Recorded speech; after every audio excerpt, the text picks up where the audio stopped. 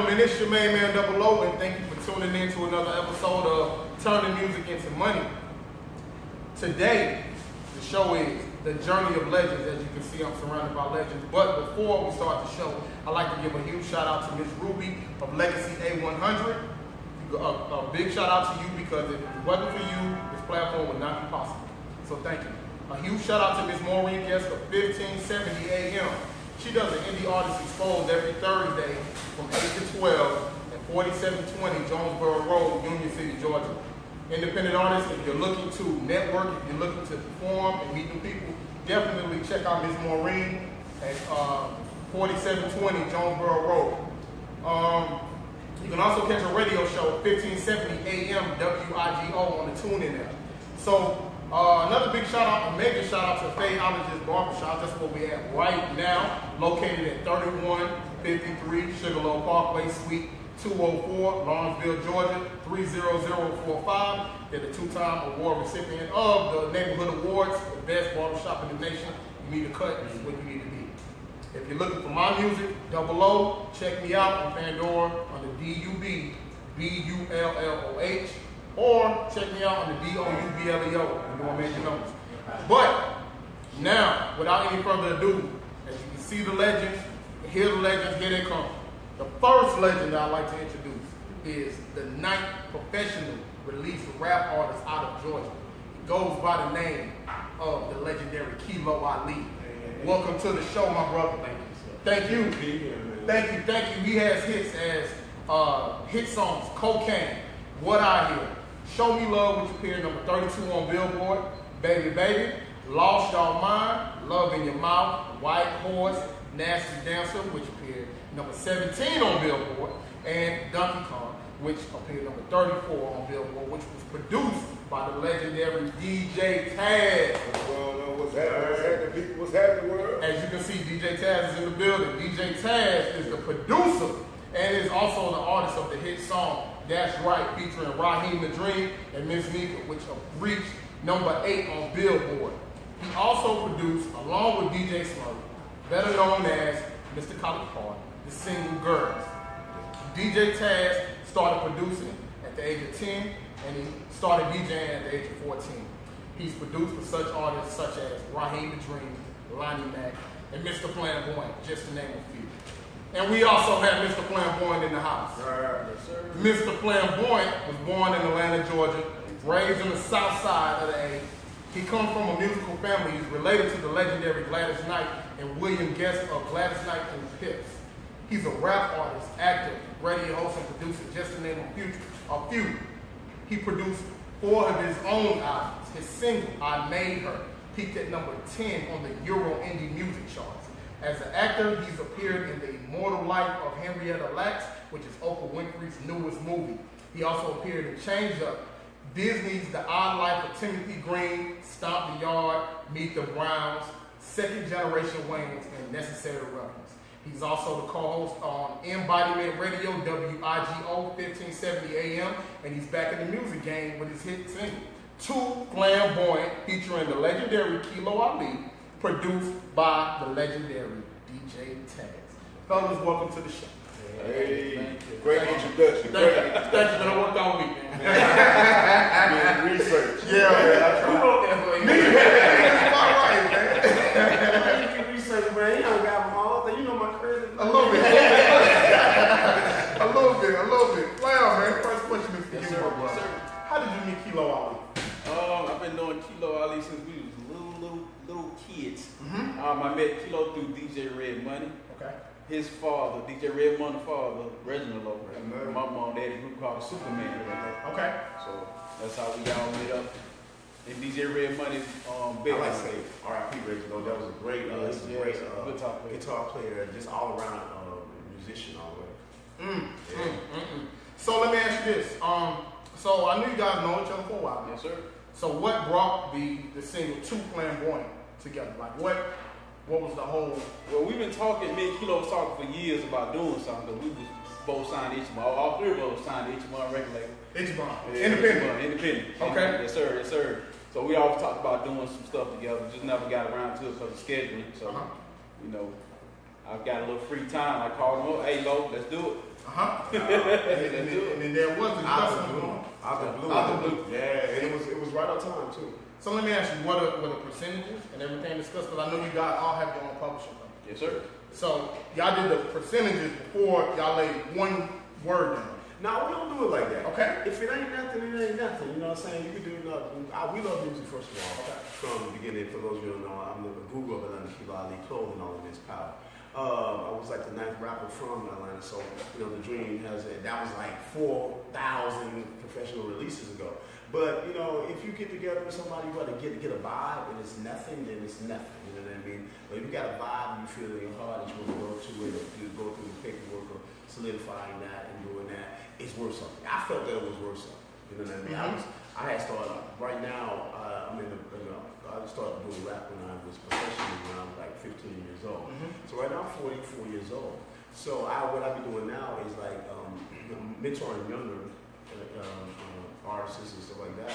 So I sell features. My features are coming through the feature. I have been talking to Flam, so you're like, okay, well, shoot me the feature. What's going on with the feature? So Flamboyant was a good name for like a rap. So I take the word flamboyant and wanted to make something that was something that we could relate to and still being cautious to doing a feature on his project. You know what I'm saying? Give it to the artist at hand who wanted to get a feature for himself or make himself more, you know, publicized in the area. So flamboyant is where I got the flamboyant from. Okay. So I was like, okay, and then Taz had this crazy because he got these little reasons. What's the program?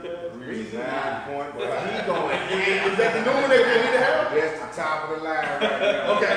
Yes. Okay. You got me geeked. Dude, I hit him on the phone. I got my mojo back there. Reason 9.5. Reason 9. When he said, no, I'm gonna call you back. I'm getting this reason. I'm getting this new computer. I gotta get a new computer. Gotta get a bigger computer. I like, you don't call you back. I said, Ty, hello. It was 2 weeks later. I said, where you been? Been locked in the house. Oh man. He just He couldn't hear came me. at me and said something about Flam wanting to do a song. And I'm like, cool. Yeah. And I'm like, I haven't met Flam. Okay. But the vibe, like, you know, we go deep, man. Like from the universe, like something It major, Uh-huh. big movie, like. So I got to work. And I emailed him the beat, and he emailed the Flam, and they said that's it. How fast did you guys put this song down? I wrote the song in the hook in less than 2 days. I was hyped on it. You know, Okay. It was an honor to. We used to be label mates. You know what I mean? On Ichiban Records, but he was in another group and I was in my solo thing. So it was an honor to when somebody said they want to get you into their project, someone that love themselves like Flam. I'm like, I'm finna do this now. And I'm babysitting the baby, so I'm like, I'm finna put my headphone and write this. So it was like, it came together so much, and I shot to him, I'm like, so what you think about this? He said, I love the concept. Let's do this tomorrow. Okay. We actually got the concept, wrote the song, and did everything in like a matter of 4 days. Whoa. So, see, what stands out to me about the song, Too Flamboyant, is the hook.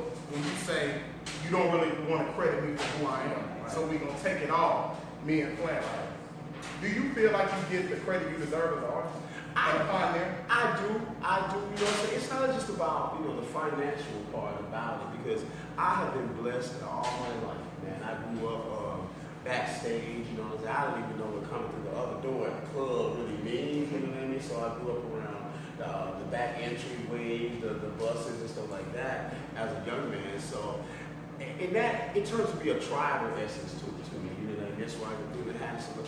It turns to be like a tribal essence where, you know, you just award for being the soldier that you are. Okay. You know what I mean? Those who, it's a lot of people that go in the shadow get millions and millions of dollars off kilos, raising or kilos or calorie type thing. And that's okay with me because you could never take something away from somebody who, you know, the angels are above you and the gods above you, you believe in God, then, you know what I'm saying, it's nothing that man can pay me that he could give me more than just saying, I like that.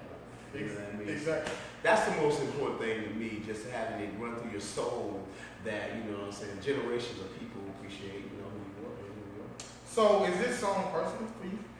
It is, because I got to do a lot. I've been sparring, you know, being a 90s rapper, quote unquote, relate more connected to old Atlanta than new Atlanta. You have to get back in front of fashion. I was once in the head of fashion in Atlanta. You know, and in my career, I started recording in '88. Was the first time I recorded in '88. And it dropped in '90. So I was at the top of the fashion line. So when you come to be the fashion in the 2010s, you have to also go with lingo. Education has forwarded to where the rap is more like people are dedicating themselves to more like describing the word, going in depth about it. It ain't just a big word, it's the concept. It's the concept of being you. You know what I'm saying? It's the concept of taking somebody on a tour through your words and through your chemistry. So in that I have been sparring with younger guys on the street. The young guys spar with me in the backgrounds, you know what I'm saying? Pop, I'm like, this is messy music. You know, at first when you think about older rap and this rap, you're like, I do not, why, you know what I'm saying? So you're like, boom, okay, I see what you're saying.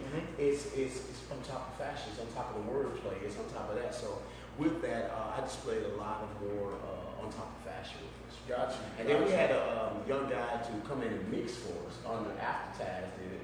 Which was a great mix when they doing this stuff that we would never actually do in older days, like muffle the music in the back, push it back. Great type of sound, muffle it. It kind of dangerous. Hey, that ain't mixed right. And then the music pops back up. So it's a lot of tech we put into the song.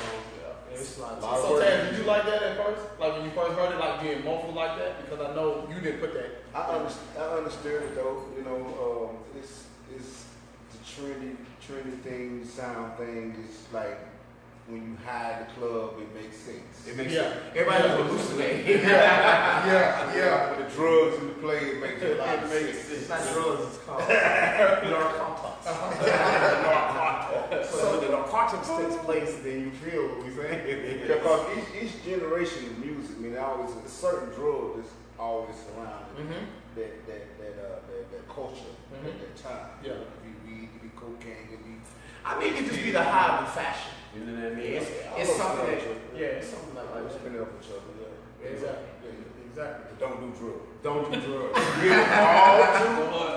I I mean, I knew people that be like just high off just the clothing and the being in place. You like, you drink? Like, nah, look at this is Coke and ice. You know what I mean? So it's not just saying that or solidifying that type of idea, but it just sociability is a drug also. You know what I mean? People just want to be out there. People club hop. Like these folks hit like 3 clubs and be out there 45 minutes. Like, we're going clubbing tonight. Yeah, what time the club close? At 2 something? What time you get there? 1:15. That's how you do it. Back in our days, if the club closed at 2, I'm there at 10:30. Now I go to the club at 10:30. I'm like, why are you here? That's how you got to do it. That's how you got to do it. Yeah, but it all clear. Okay. Yeah. So, Flam, did you have any reservations that Kilo was first on your single?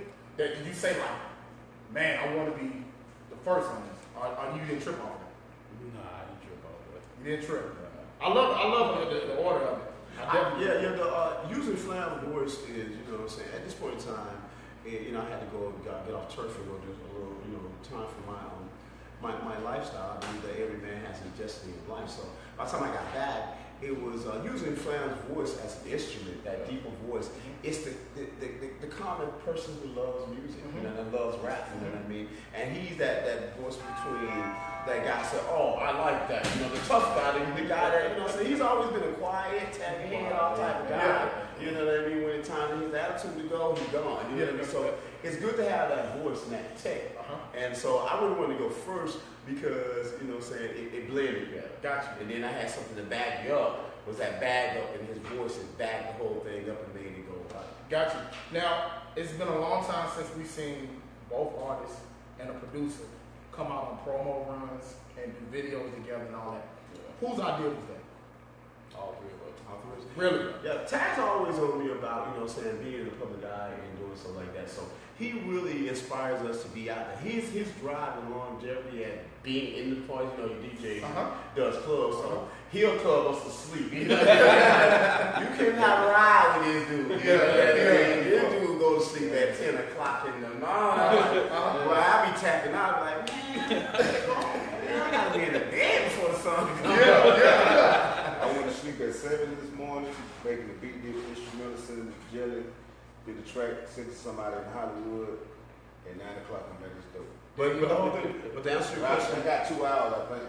to answer your question, it's Taz's idea to just go ahead and put some time in it and put a lot. I commend both of them, man. But his ideas with the video, but his drive as a businessman, it's being precise and being like thorough with it. Hey, man, Let's get it done. Let's not procrastinate. Yeah. I'm more the goof off for the whole clip. Yeah, so that's what they saying right now. Right, we got it like, yeah, come on, Johnny. I'm over there with his box. I really like it, man, because that's what's missing. That's what's missing. I mean, apparently you see it because, I mean, you got people that do features, they halfway on the song, they don't do the video, and you can't really perform it like you need to. It's not fast, right? Yeah. Very rare that people see it all the way through. I mean, in especially a single run. But I think all of us feel strongly about the single in itself, man. And just like I said, with the visual coming, you know what I'm saying, with the 2 professional guys, you know what I'm saying, on business and, you know, just in artistry. So I'm like, I mean, in the vibe feels good. You know, when you got good people, man, around you working with you, and nobody bumping heads, you know. And you know, it's cool. So did you have a direction when you made the track and said, look, Kilo, I want you to come like this or like that, or you just made the track and put it out? I visualize like with the track, I just visualize the track being just solid and big and undeniable. And I don't have no doubt in his writing skills or anything like that, and I didn't have any doubt in his because, you know what I'm saying, the history that he told me about him. So, and it just, perfection. So, but you know, if he get off, I'm like, I say something. Yeah, But normally, he my biggest critic. I don't have to say. I know when he don't like it because he won't play it no more. Next song, man. If he play it 3 times, like in my house, I said, Taz, did you hear the song? What you think? He said, yeah, next song. So it ain't bad, you know what I'm saying? Working with Taz, you know, we have a chemistry of making records that do something. You know what I mean? We've been paying artists for like 20-something years now, so we have a chemistry of yay and nay. You know what I mean? That one on the table. 100% of the stuff you're gonna do is not gonna be all the way there. You know what I'm saying? If you think so, then you may be wrong. You know what I mean? You have big people up there like, shoot, we got 80 songs and they dried it all the way down to 13. You know what I mean? So you gotta pick the best thing. So yeah, he's always been the biggest critic of it. Gotcha. Flam, you've been producing all your own stuff, correct? Yes, sir. So is this the first venture to where you went out and got another producer? No, it's not the first time. It's not the first time. So when was the first time that you went out and got another production? Like, you know, because you're so hands-on. That's a good question. Well, now, you know, I got a big fan base over in Europe and in Africa. So I work with a lot of producers and rap artists over there. Like the song I made. Yeah. You know, so the producer named Lajah, young guy. Okay. 20, 21 years old. He's hot. So we done probably 6-7 songs today. Gotcha. His thing in Africa is a big, really big thing. Yeah, Flam has a big Africa thing going on for him when he's charting. You know what I mean? So you know the independent is now worldwide, it's global now. You almost have to have you gotta have all of America to be technically independent. Yeah. You know what I mean? So we started the independent game a long time, but now independent has gone so global that you have to spot. Yeah. Kilo, I watched you direct to Flamboyant. I watched you on the scene, just kind of just take control of certain things. And the same thing with you, DJ Taz. Y'all were so involved with the video aspect of it. How do you guys keep the passion and stay ahead of the curve? Because you guys stay ahead of the curve. Y'all not behind. Y'all not like current. Y'all are still ahead of the game. Like, how do you still be students of the game after so long? Music, man. When you love something, and I stay studying music. I stay studying from the new school artists to the old school artists, and just what inspires me is what encouraged them to write a hit record. What was they going through? You know, some those things like that. And I bring it back to my life. So I'm saying, like, I think I would go crazy without music. And then once you know 2 things, I feel like if someone knows what their purpose is in life and who they are, those 2 powerful things. I know who I am and my purpose in life. My purpose in life is music. You know what I'm saying? You know what I'm saying? God showed time and time again that, hey man, you need to help change people's lives and put you in a position to help change people's life. So I think that's once you connect with whatever it is that you do in life, man, it becomes easy. Okay. So that's primarily my answer right there. I like that. I like that. Yes, You want to answer? Oh, no. Okay. Another question for Flam. I love the rollout. I love the whole rollout of the project. And you know, it's a video, get the video done. Yes, that's Then you go to the media, Yes, sir. and then you release a song, which is very professional, and you can tell your season in the game. Who did you decide to go through the distribution on this? We use CD Baby on this one. Really? Okay. Okay. I've been dealing with CD Baby for probably 6-7 years. Okay. Okay. Most of my music is going through it. You like it because you pay a one-time fee. One time fee is good as well. Yeah. I can call them, someone pick up the phone, hey, what about such and such? How long is it gonna take to get such and such? That's right. That's right. Now let's touch on a little bit of Kilo, where you were very comfortable at an early age, just singing on stuff and rapping in the middle of, you just start singing. Like you just do that. Like what made you so comfortable doing that? Because I don't think it's been done. Like, before that. Yeah. That was done all the time. A lot of people say that you know what I'm saying, but if you look down the whole generation of rap, there was a lot of stuff like that going on. But in Atlanta, I originated the bass sound of Atlanta. Before me, there was a song like Success and Effect was there, but they had no rap on it. They had it, roll it up in my home. Yeah, roll it up, yeah. So they had that, but I noticed there was no rap there.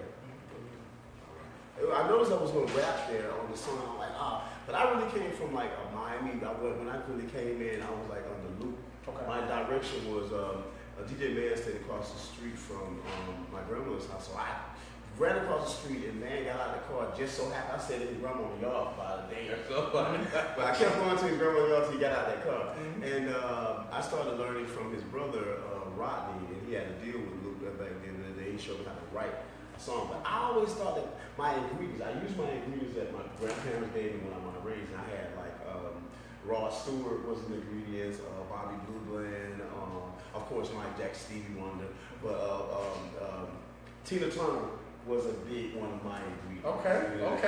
I never heard of it. Yeah, Tina Turner, Ross Stewart was one of the biggest ingredients in Bobby Blue Blend for me. And I was singing in the backyards doing that. So I really wanted to sing at first because I was making a song before rap came out. Yeah. And rap really came out in the early, 79 or whatnot. So I was born in 73. So by the time I got to school, I'm like, okay, I want to put these in my hooks. I wanted to be that. It's rhythmic. I just wanted to be the rhythm. I started falling to the beat so much. So I was probably the first one to do it like that. Cocaine was the first song. Cocaine! Yeah. Because I was like, first time I heard cocaine. Then my manager, Jarvis Raheem, at that point in time, was on a local, he was an independent artist. And he said, why don't you say cocaine? I'm like, why would I say something like that? But it just came from school. I did go south, east, and west in Atlanta, Georgia. So my high schools were like Crim High School, Crim, and Douglas. Okay. Frederick Douglas. So I'm like, I was going from the east side, west side. So both of them were my entities, you know what I'm saying? I left off at you know what I mean? I started at, but the middle school is where, actually Overthorpe Elementary School was right in the middle. Overthorpe Elementary School was right in the middle of Clark College, Morehouse, Spelman, and all that back in the day. And that's where I first started rapping at right there, because it was 5th grade to get to 4th grades and all that type of stuff. We were right in the middle of all the college students. I'm like, well, I'm getting a list of words from the college kids, and I'm going, so I did that. They were like, hey, college dude, you give me a list of words. So we did something like that, and then when I came back to school, I had, when you do a cypher, you only do like 8 bars. Yeah. So I said, oh yeah. When you do like 4 bars, you little sucker, I'm gonna tell you that. Bow. Oh, your turn. So it was like that, man, and I just started to say, what would give me more edge, more kick over my hooks. You know what I'm saying? So it came out pretty good. Yeah, I did. That's incredible, man, to be that comfortable at that time with too many people doing it. Man, what are you talking about? I be telling the brothers that now, because back in those days, you have to make an appointment to make an appointment to the studio. Yeah. You ain't worried about that, bro. My first studio, man, it was off Ashby, and it was right right between the Brothers Funeral Home. It was that. You remember that old studio right there? And what you would have to do is you would have to go into the studio and they have to ask you, what do you do? And why should I crank this stuff up? Man, I rap, man. Like, oh my God. You gonna be here on time. Like, it's $25. Back then it was $25 an hour for them. He wanted a $25 deposit. And back then $25 was like a big thing. I was like, right now $25 equal to the economy back then. It was like $100. Like a whole $100. What you feel about it? But when we go, we know if it's been $100. That's right. So you have to make a deposit to do that now. You know, everybody, you go to people's grandma's house, they got studios. That's right. To the closet. That's Not knocking that because, home studios have been very good to me, very pleasant to do. But back then, you had to make an appointment to see the dude that pushed the buttons on the appointment. You ain't lying. You ain't lying. So, You are not lying. it was big, man. DJ Taz, how did you meet Kilo? I was DJing at the Silver Fox on the west side. Thank you. That's club back here now. And I was like the main DJ after Jam and Triple G. They was like the big DJs at that spot, but I was the new breed on the block. They eventually, I came in on one night and it was like, can you do all the nights? And I'm like, yeah. I gotta get an apartment. But I was in there on the off night, and I was in the booth, Kilo and can I cuss on this? Not really. But S-Talk was in there. When you deal with me, you got to cuss. But anyway, they came in, man, and I actually was playing a beat that I made, that I had done, and it was on a tape, and they was in the cypher. You know what I'm saying? So, it was like, hey man, when the tape went off, I had to rewind it back. It took a long time. Hey man, it takes so long to play that beat again, play that record again. You know what I'm saying? I'm like, hey man, I rewind the tape. That's on the tape. Who made that beat? I said, I did. He ain't made that. I'm gonna talk to Kilo. He told Kilo. Kilo came up in the booth. He fell off in the booth.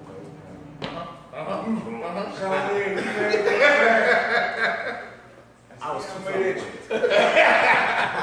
Hey, Saudi, you made that drink. I'll be over there. I'm gonna give you my number when we get fit. That's all right, cool. yeah. I was a fan, but I was trying to act like I wasn't. I went over there like, yeah. I got here go my number, man. Then he called me the next morning, man, with his manager on the phone, man. I was like, my heart dropped. I like, hold on, I'm gonna call my manager. I'm gonna call, hold on. I'm call my manager. I'm flexing, right there. I'm flexing hard, right there. And I called my homeboy. Because he was in college. I said, I know he know how to speak well. Got back on the phone. My homeboy was talking. I was so, what's going on? Kilo said, man, get your friend on the phone. That's your friend, I said, man, I'll call you back. Hey, go. Just come on clean with us, man. Yeah. Actually, Taz was back here in high when I moved to west side of Atlanta. Before Sugarloaf, rest in peace, King of Bankhead. Before Sugarloaf, it was King of Bankhead was called A-Ball. His name was Ball, Mr. Ball, Mr. Bankhead. So Ball, Q-Ball had like all the car wash, the laundromats, the liquor store. He had Bankhead sold up. He had Silver Fox. So it was kind of like the underground for us. It was kind of like the overground and the underground, where back then people didn't, the lotteries and numbers wasn't free. So this man covered the numbers, and I came up with Kingpin dudes like Terry White and these older cats, strictly business, stuff like that. So when the underground told you to do something, you go up and down in the street, they were like, Ball called me. I used to go to Silver Fox in the daytime when we were closed, get a drink, talk to the waitress and stuff like that. Like all the girl working in Magic City, and then they come up here, the waitress. So you would go in there and just talk to the girl, get a drink, and get something to eat. And he said, Kilo, come here. He said, I got the new boy up there, that thing, that boot. He good, boy. You do something with it. I said, oh man. He said, nah, I'm saying you do something with it. I'm like, man, we got tape. He said, you got a tape up there right now. You got to go over here, right? So I went up there and he gave me like 5 beats that night. And it was actually, I was coming from Fine Whole Crew. Because, I had Red Money was doing the first something of beats. I had went through some people. And when I go to new albums and look for new sounds, I'll hire new producers. So Taz was right there because he was like from game. You know, he had that country dude sound. And right then, you know, hole in the wall clubs were coming up. That sound, that hole in the wall type thing was so big. You know what I mean? He had that beat to where they loved it. Now I say somebody got a hole in the wall sound, like 2 Chainz has a hole in the wall sound now. You know what I mean? So it's still there. You know what I mean? So, but he had that sound a long time ago, and I was like, this is what I need. Yeah, and I like the way he just stays, like I said, ahead of the curve, because the sound now, it's like people will put you in a box so quick and think that all you can do is bass music. But I've fight so hard to get out that box, you know what I'm saying? And it's hard once you have hit records that's in a certain genre, and then people are looking, okay, what's the next bass record, dance record, EDM record, whatever. Which EDM is nothing but bass music time 10. Exactly, So they get paid a bunch. right. So what I did in this time that, you know what I'm saying, I just say that these years I just been perfecting each genre of this production. So my fight within myself is like, or challenging myself is making a track that somebody say, who made that track? And I said, I did it. Oh, you know you did it. Then it's an R&B track. Who made that track? I did that one too. So it's no distinction on who did the track, but it's all me. Gotcha. So I'm saying, Gotcha. just self-challenging. Yeah, So when it was time to come out, you know what I'm saying, at the genre, that they put the box that they put you in. So You gotta get out of the box. So Flam, you have Face Off Records, correct? Yes, sir. That's a label Face Off record, new to be published. Okay, now let me ask you, this single, Too Flamboyant, is it a part of a big project or is it just a single right now? Just a single right now. But Okay. It's gonna be a part of a big project. Okay, so you're gonna go back and double it up. Okay, Yes, sir. I like that. I like that. I'm trying to get Flam to get that spread that check on him. Give me that check. Cut that thing. Nah, wait a minute. So no, he been busting us so far. The production and stuff we did now is what time it is. You know what I mean? I basically put the game in the independent game now. I try to tell a lot of people now. I'm trying to step on people's dreams, but I try to tell them in order to do in this business and move in this business, you need at least $250,000 to look at investing into yourself, because there's so much money out there and there's so many people in line. Like this year alone, right now at the mid of the year, we're looking at 600,000 releases by people who want to release an album. This just here in the city, in the state of Georgia. And we're looking at the people that have the money to file themselves correctly. You're talking about that's 70,000 people out of the 600,000. Now, out of who doing this with it, the kids, music, the best of music is coming from kids and their parents want to get them to school. So I be telling niggas brothers who on their couches and got children going to school and they 30-something just starting to rap. Bro, you got 19-year-old, 17-year-old, 16-year-old kids now, and their parents are doctors and lawyers, and they will give $75,000 for their kids to dress up with $3,000 worth of clothes on, and kids can smell knockoff now. They like, we ain't going. Back in our days, you know, you can go get some $5 khakis and a white T-shirt, V-neck T-shirt, and some, you know what I'm saying, some white all-stars, and you know, and real official. Yeah. You don't do that no more. That's right. Girls be like, hey, Joe, $20. I know he ain't rapping with that $20. So they be like, nah, it don't go. But he wanted to put something in the project, and I'm not one. I'm a contractual artist anyway. You know, I work on the contract. I notice when I'm not on the contract, it's not a big quote. I just do what I want. Okay. You can mess things up when you're trained as, okay, you get 50,000 when you turn this in, you get 50,000 when you get 50,000 start, you get 50,000 start, and you got a $750,000 budget to go and mess up money and get engineers and get people to play. I work better than that other people. Gotcha. You know what I mean? So I be trying to tell them, it takes a check to make a check. Gotcha. You don't take a check to make a check. You feel me? So, Gotcha. Flam, when you was on Ichiban, what was your budget? Like your music budget to do music? Because you was a producer too, so I'm pretty sure it was a little bit bigger, right? Yeah, I was originally in a group called Southside Click. That's what we signed to up on each one. Okay. We was the one that had the theme song for the free bit. Okay. So, okay. Yeah. and that thing song was going hard too. I never did. Everybody say that, you know, we did a free nigga. I did a free nigga once and I got trapped in it. I never wanted to do the free nigga because I couldn't do that at the crib. And I had 2 hit albums. I was going to get 3 girls out. This one time I got trapped was 95 free nigga. I think it was almost the last one. Yeah. And go get some girls to take to the house. Me and Taz was roommating together at the time. Nothing. Taz was roommating together. I was trying to get off, and back then in the freaking, they would cut the expressway off. Yeah. You know what I'm saying? If you're coming from the expressway, they had a board. The police actually had a board. You can't even get off. Like, I'm trying to get off from Cascade or whatnot. It's from Cascade all the way back. All that you did. And where our spot was between Camden and Cascade. Yeah, I'm like, dude, I We live trying up to here. go to Cascade. Say nobody lives in that 5 hours to get home, and your house is like right there. Yeah, you finna be free nigga. Man, you can get out the car, right? You get out your car and leave the person driving the car, walk all the way up a mile, talking to chicks, dancing with chicks, and they just in each barbecue, they would actually barbecue on the expressway. So you can buy your sandwich, eat sandwich, gas, they just be pulling up. Hey, it's nighttime. Where you been?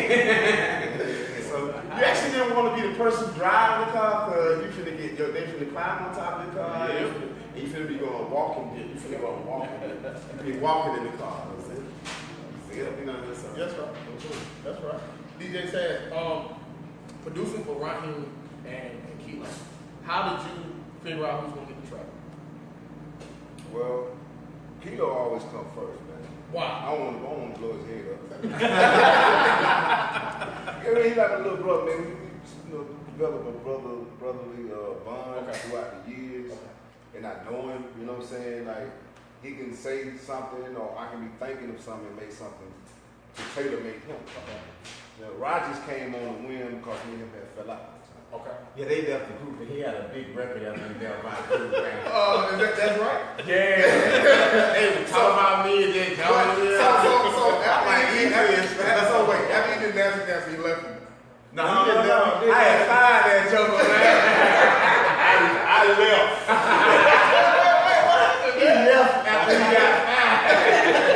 Hey, man. I'm gonna clean my desk out. True friends gonna disagree about something. Yeah. You gotta disagree about something, man. Money got in there. The devil works his way around a lot of things. You turned into Eddie Kane. I will be in that type of box. No, what it was, we fell out, man, and I was like, I'm gonna show him. I'm gonna show him I don't need him. You know what I'm saying? You know what I'm saying? So, it pushed me. It's a good push. Anytime I had several guys I had also introduced into the music business. And when they get an attitude out of me, boy, they make some good records. But people will know, hey, boy, you were roommate with Kilo. You took that spirit and you did something with it. And that's the best thing about it. You know, you've been around it, you still have it. You know what I mean? So when you hear That's Right now, it kind of... I knew he was I seen this man in the club, and I knew he was a success before he got mad and went to be a success. I'm not mad. You was rapping before that? Like you was writing raps and stuff? I always been dipping and dabbing in rap, and I was pushing like my brother and other people like that, but I was just wanting to stay DJing and producing. I didn't want to, but I got mad because, you know, it's like my brother, I really want to push my brother. Line Mac. Not letting him out. K9. Okay. I wouldn't want to push him, but their drive wasn't like Kilo. Okay. Kilo, the drive was like mine. Okay. You know what I'm saying? On time 10. I'm like, y'all gotta have the same drive as Slow, but they didn't have it. You know what I'm saying? They didn't have it was something that was missing. So anyway, I got frustrated, you know what I'm saying? So that's how I kind of went. Then me and Kilo fell out, and then I called Rob. I called Low first about the record. He's supposed to be on That's Right. But so you was supposed to be there. I'm gonna be on his record. That's how he was bad. I messed up. He's like, you know, Taz, you left the group, Taz. Sometimes you be your own worst enemy. His head was on swole, like, you know, leopard skin, smoking jacket. Okay, all right. I'm gonna call your arch enemy. What's happening? Because I know the beat, but I'm not gonna bring it up. Everybody back cool. Everybody cool. Yeah. We are soldiers that have been through, you know, rap battles, and I started rap battles in Atlanta. You know what I mean? I really actually on purpose. I started on purpose because I was like a young. But what they have now with open mics and whatnot, I did it in another way. You know what I mean? I kind of everybody. It was 5 guys before me that had something. I'm like, I'm finna talk about Shadi. I'm finna talk about Rob. Everybody gonna get it. I'm the new young thing. Everybody like, who is he? I started rapping against Sam first, and we always had a gentleman battle. He tried to do something to get LL Cool J, and LL was like my first entry to the music. And he was independent and local, so I like, LL is never gonna hear this, what you battling, so I'm gonna take the beef. And I started rapping against him about LL. I was hot about LL. Because he didn't know he did it, but I took it. And Sam actually put me on. He's like, who is Kilo? He started battling, put me on his album because I'm all taped up. Yeah. And the whole street just went crazy that I had the audacity to challenge him in that manner. And that was great, man. He put me on. Why do you think Atlanta loves you so much? Because, you can never bring back the people that were there when Kilo was a success. You have grandmothers, aunties. When I was in the club, a lot of people don't know, when I was in the club, I was 15, 16 years old.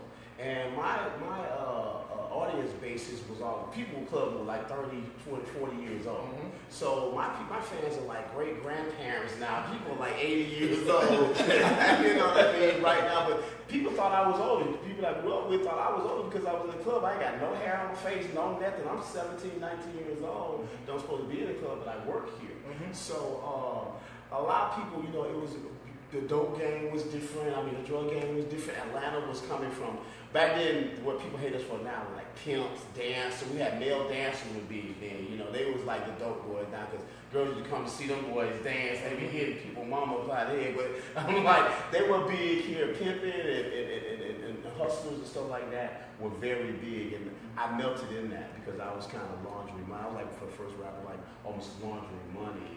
And the big guy between these guys and that guys in the streets, you know what I mean? So I was a voice of the streets when we were Red Dog jump out the push with me. So we had the Red Dog Task Force jump out the push with me, and it was like Miami boys wars and Atlanta boys was at war, and I was on both sides. I was on whoever was winning. Red Dog will run every dope deal out of Georgia, right? Red Dog, yeah. Run every dope deal out of Georgia. Everybody. Yeah. Well, them boys was right too. I don't want no trouble. So we got a question, Doug. Okay. We actually got a question from the CEO of this barbershop, Fadeologist Barbershop. Mm-hmm. He says, Kilo, when are you and Raheem the Dream gonna do a collabo for the old school? We've been waiting for 20 years. Dog. Wait, he talking about I'm 19 years old, so I don't know. No, me and Rob, we work together frequently on projects, just the budgetary thing. We got a lot of stuff that's on file, but we're doing concerts together. Throwback is a blessing right now, and I'm still eating all stuff I did when I was a teenager, so praise God, and he is a good brother in my life right now, so it's good. Got you.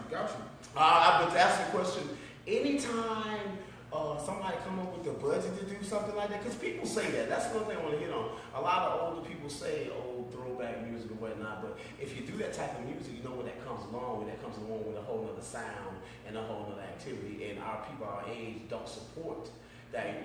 People like us, people our age don't buy music, but the music industry is always from 11, 12, 13, 14 years old. That's why everybody who look cool, they look like they 12, 13 years old. You know what I mean? Their clothes are different, and whatever 12-year-old can wear, we can wear it better. So when you come to adults and you have children, you have daughters now, you don't feel the same about shut that thing, I liked it when I was I ain't have no when I was chasing somebody else's daughter. Yeah, my daughter, I got 5 years old. She came in and she said, Dad, check out this right here. I said, no, not the booty thing. You teach how to twerk. Her sister's in high school, girl. She's like, yeah, check this out. Suck it up. My daughter's birthday party, the National Dancer came on.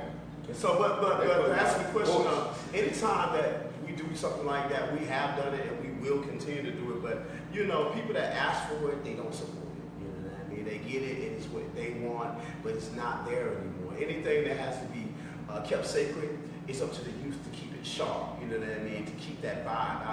I used a scenario of Christmas. Remember when Christmas, when the little toy engine things, like, and it sounds good to us because it's a thin little sound, cheap little sound. But your grandma was like, "Bob, would you start after Christmas?" They like, "What? Turn that stupid sound down." It's a youth sound. So only the youth ears still love the toy about it. You know what I mean? So, but when you go to something serious as adults and stuff like that, the adults don't they don't support. Doesn't translate well. No. Got you. Flam, you performed in Tampa at the Open. Yes, sir. Yes, sir. This last weekend, correct? This last weekend. Okay, and we had a great time. Sold out crowd. Yeah, I know. It was great. Are you? I know you have. You're doing shows. You have your merchandise. Yes, sir. And you have a legendary feature. Yes, sir. You know, producer. Yeah, two legendary features. So, what are you looking for as far as? Because I know you on the record label. So, what are you looking for? Like to add to your team? Any artists? Anything? We're currently looking for artists. You can go on my website, www.faceoffrecords.com. Submit your music. It's all there. Got you. Also, like I said, you're big on the radio. Yes, Love what you do at 1570 AM. Thank you very much. Great radio host, man. I love your smarts because you were smart enough to say the legends are here at my disposal. Yes. I have to use them. Yes. What made you think that way? Because a lot of people don't put two and two together. That's true. That's true. Well, I look at it like, these guys know a lot about business. Mhm. So, and with the radio show, we're supporting independent artists. Mhm. So the independent artists need to be around guys like this. That's right. So Kilo, in wrapping it up, what do you want the world to remember you? I like to go into as being just a statue of rap myself, of an Atlanta rap. You know, Atlanta rap has grown so much, and I salute the young kids that's doing what they do. But the dream part about it, aside from the hustle, you know what I mean? Aside from somebody saying, well, I'm going to put out an album to make money. I say we started that before making money was the essence of it. A lot of us got jacked because we didn't think about making money. It was a dream to just perform. We come from talent show days, and just to hear that crowd get up to that potential. You have a lot of guys who now are social media rappers or whatnot, and they have like maybe 60,000 followers, but they never heard 60,000 people. You know, when we have like followers, 10,000 followers, but you never heard say, it's a fictitious idea, and I'm not social media or the method now. I just thought that it was a fictitious idea to have that and never hear the raw. You know what I mean? When you have to hear the raw, it's very important, man. Gotcha. Oh, I almost forgot this question, man. This goes for you guys. Have you guys ever done any non-exclusive publishing deals in music? We don't have to talk, you and I, because you got this whole new thing. You've been telling me about Like it's going money somewhere. You're going to find some money somewhere. Well, see, I look at it like this. They're starting to do the old Atlanta movies and all this stuff, but what's the best way to capture it than y'all sound? I mean, y'all was Atlanta. Yeah, they did one what was that thing they did on Atlanta about I think Shaka did one. VH1 special. VH1 special. We did one of those, but they cut the budget so short because I think the budget was like $750, and you cannot tell the Atlanta story with just $750. It will take to Atlanta music scene story would take about $9 million because publishing that record, this record. When you break it down and show one man record, one record, you kind of cheat the whole scene about what we're doing. But I think documentary of Atlanta music it's due. It's really due. It's not been done because it'll take $9 million to tell the true story. You gotta go find some of these boys they locked up, and you don't have the hard boys in there. You don't have Sammy Sam in there. You got these people. It takes money to go find where these things at and have them to represent themselves. Even with the show Atlanta, they need the music in there. Like when it was going back. ATL. It's ATL. Yeah. They need to have that in there. You talking about Hot Atlanta? No, ATL moved with T.I. Big Boy. No, not that one. Not even that one, but that one too. But I'm talking about the TV show. With a lot of people with Childish Gambino. Yeah. I got a problem with that. Okay. Yeah, a lot of because people. the concept of that TV show is about a rapper called Pkwy. I received an award. I have an artist called Pkwy. Okay. And I received an award, independent award for that down in Tampa about 4 or 5 years ago. So Childish Gambino, somebody need to be paying. That's right. A lot of people downplay Kilo a lot. I don't know what I did to people, but everything I did, the judge had told me what I did, but I don't know what I did to people though. Because I've never been that rude or never been that mushy. I've always been a person on the street. You know what I mean? Been a street person who's seen in the street. And I ain't never really did things to people, man. When I was in my hood or going home, when I was at the quote unquote top of my game, man. To walk to my own project, man, I spent $800 just to get back to the car wash to get in my car with Kilo, can I get, or Kilo give me this, even whether it was a smoker or whoever they was. I knew this is where my money came from, this is where my life came from. So when I went to do my time and whatnot, I ain't get $5 on the books or nothing like that. But I don't expect people to do me how I did them because my gift come from God. So my gifts will come from God. That's right. You know what I mean? So I've been blessed, man. Got you. Yeah, DJ Taz. I license some music, some of my music, but not on no major scale. Like somebody want to do like a mixtape or add my song on there, they cut a little check to get it there. But yeah, that's pretty primary. Do you have any advice for any upcoming DJs or producers? Just study your craft, man. Perfect your craft and study those that was before you, and be adventurous and original as possible. And the girls, this girl, I was just down at the Congress Center, we was doing the 3 country thing, and the girl said, "Oh, you an Indian? Because I'm an Indian, and you, once you got that on for you an Indian?" I said, "No, I'm an official lesbian." You know?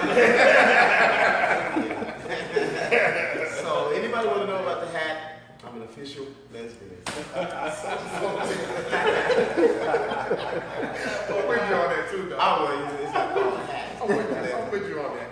Yeah. Flam, when is the single coming out? Too Flamboyant. When is it coming out? Flamboyant is out now on cdbaby.com. Okay. Look up your boy Flamboyant. It's coming out in a couple weeks on iTunes, Spotify. Like I said, go to my website, www.faceoffrecords.com. You get all that info. When is the video coming out? Because I was there and them girls was in there. They were Yeah. right there. Yeah. One chick, I said, them shit all that mouth. We were like, we up there. We had one chick, we was like, deep conversation. What we eating now? The video is coming. It's in editing mode now, so it's coming. So you gotta stay tuned, man. Make sure you go to I feel good about this video. It got so many www.faceoffrecords.com. different elements. It in it. does. I'm at the real Kilo on IG, so y'all come and visit me, make my page look good, because I know nobody did me. But I'm content with who I am, but it just stop there and say hello. You know what I mean? We're not the real Kilo. And you on tour?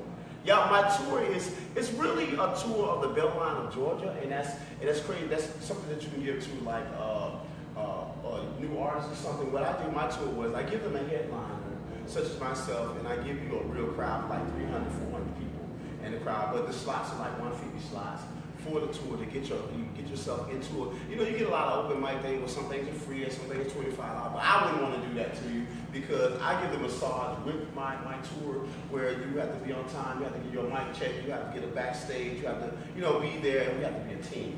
You know, that massage, it also prepares you for it. If something happens for you, you got to be able to move a lot of teamwork. You know what I mean? And be able to respect. I come on next, I'm up next, I'm doing this right here, and it's about something. You know what I mean? When it's going to take a check to get a check. You know what I mean? So if you look for that, I'm at the real Kilo. Jelly is producing it. It's not like it's I don't do anything to just gather money, but I do something to responsibly get the booking in place. You know what I mean? And have us comfortable where we have a real system, and we have at least, I give you at least a month worth of your name on flyer, your name being posted, and somebody working on your project. Ain't nobody doing that. Do we have time for one more question? Then you're not just performing for artists, you're performing for music lovers. Yeah, you performing for like music lover, and everybody stop by and show me some love in my camp. Man, we had College Bar, big gift from the Dungeon family. We always peace out to the Dungeon family. I'm a part, who's a part of that and stuff like that. So Gift came by. You had the Yin Yang twins come by. You got Pastor Troy that came by, and everybody who knows me, most of my friends will come by, and you'll be able to see the dream. This is magic. We all can do it. There's a lot of us doing music and doing magic. So you need to be around those who ate off that and who've been blessed from that. And as opposed to everybody just saying what they want. Because some people, we're all smart people. So education and words and stuff like that is fun to do. And working on computers is fun to do. So you may think you're an artist and you might not be. But it's something to express. This is the Smurf period of life. Everybody's Smurfing. You know what I mean? Everybody wants to sing and be Smurfs. And I appreciate it. That's right. Question? Last question from Quindarius Copeland. He asks, you have songs like Baby, Baby, and Love in Your Mouth, but you also have songs like Save Me, White Horse, Lost Your Mind. What was your motivation for those songs? Honestly, like I said, I was a contractual artist, and what that means is sometimes you have to have an album song that you have to pass what I like to call what is it, corporate. You know what I'm saying? Going up against a contract, you're back in the days when I was a recording artist, I was on the contract, a 5-year contract or whatnot. Going under those circumstances, going under those, you have to put on the desk, they say, yeah or nay, I don't like this single, I don't like this on the album, I don't like this. So if I can get past corporate, they be like, oh, say, that's, oh yeah, if you got the meeting going like this right here, they're like, oh yeah. So some of the songs were there to feel, because my management and stuff, they might say, what's the positivity in what you're doing? What's going to be the long? Positive is always longevity, you know what I mean? A positive message. And saying how you feel about blacks, whites, and being an American is where something like Save Me came from. And then have that old black kind, I had the best of both worlds about Baptist and then Islam. Being, you know, both of my, when I go to my uncle's house, they have to be practice Islam. When I go to my grandparents' house, they want to go Baptist, so it's some pork over there, but ain't no pork over there. So I had the best of both worlds and trying to put that church entity and that spiritual entity in my music. So I'll flip to that sometimes and just give them a good, and then you want good writing to lay on the table for your contract. There you go. Yeah, I always say my album songs really do a good job for me. You know, some of the songs that I thought would be album songs came into hits, like something like Nasty Dance or Then It Made Me Cry, Cry, Cry. Some of y'all don't know about that song. Too. Taz produced it. I got 4 hits from this guy. You got to my hit. Yeah, you won't put my. I made all those songs. You won't put my songs as album cut. That worked out for you. I might have like 4 producers on an album. And I said, okay, you'll get 3 songs, you'll get 4, you'll get bang, bang, bang. Let me see what you guys got. They'll send me all of it, and I'm like, I used to train with older artists, we used to train, we used to make our albums by the beat mode, the whole thing. If I have 12 beats that go, oh, that will go right behind it, so I know how to format it. So I write to my format. When that goes off, I want to slow it down a little bit. When that slows down, I want to speed it up. I want to speed it up 2 times, speed it up, then break it down. Because Kilo wasn't always known to be just a bass artist. You know what I mean? It had some trap songs too. You know, we had classic trap music back in the day. That's right. That's a new album too, right? Yeah, the classic trap music is actually the revamp of the old stuff. Yeah. So you guys got to go up on that. That's on Kilo. What's that? Bandcamp. It's on iTunes, Bandcamp. It's on a whole lot. It's on Kilo Ali. Like 30 stores online. Yeah. So go up and do that. What it is that music that was recorded in the 90s, when you go up to YouTube and you go stuff like that, they're like 4 monotones down. When you hear DJs play, you ever know you'll go to your thing, you hear some old stuff, and it sounds lower on your phone. So what happened was, Navs had pulled me to the side, DJ Navs, he pulled me to the side and he was like, Kilo, your music is 4 monotones down in the 90s. When I mix your stuff, I have to bring it up 4 bars to be with a thug, them to be with these type of things, to mix into the same. So me and Taz went back and took all the hit singles and we pulled all the music. I had to relay the vocals, and I did a good job of relaying and they're louder. You know, a lot of stuff is the monotones. The new equipment that's out there now, it compresses 90s music. If you ain't recorded with Puff now, excuse me, if you recorded with Puff or if you recorded at Master P and stuff like that, it's a different sound for 90s music. But if you were independently local, like a lot of bass music was, you'll find that compression. You know what I mean? So I took the compression off, and it's called Classic Trap Music, Kilo Ali, produced by DJ Taz. You can find it on Bandcamp. You can find it anywhere music is sold. Got you. Flam, tell them where to find you, and tell them where to find it one more time. You can Google me, Mr. Flamboyant 1. I'm all over Spotify, iTunes, wherever you can find music. Got 1 minute. Taz, where you find you? I'm at my IG is DJ Taz11. Facebook is Original DJ Taz. Be sure to go to my Bandcamp page to see all the projects that I put on there. DJTaz.bandcamp.com. Be sure to go get the album before we did Classic Trap Music. What it was called, What's that? The album we did before Classic Trap Music. Classic Trap Music, that was the documentary album. Yeah, documentary. We got a nice documentary album. It's something I just put on the shelf to sit there for people that of choice that want to listen to and get in that bass type of feel, get in that type of feel and vibe. Whole new bass album. Whole new bass album. So it's out there, man, and it's doing good for us too. Peace out to them boys at BMI, you know, and I want to say to the young kids, solidify your music, and no matter what you do and no matter what it is, how small you may think it is or how big, always go ahead and file your music correctly because it all adds up, man. This whole world's about publishing, and the music scene is about getting yourself published correctly. Well, thank you, Legends, for tuning in and giving the knowledge to the viewers out there. Thank you for tuning in to Turning Music into Money. I'm your host, Bulloh. Thank you so much. This episode is over. Support heterosexual activity. That's right.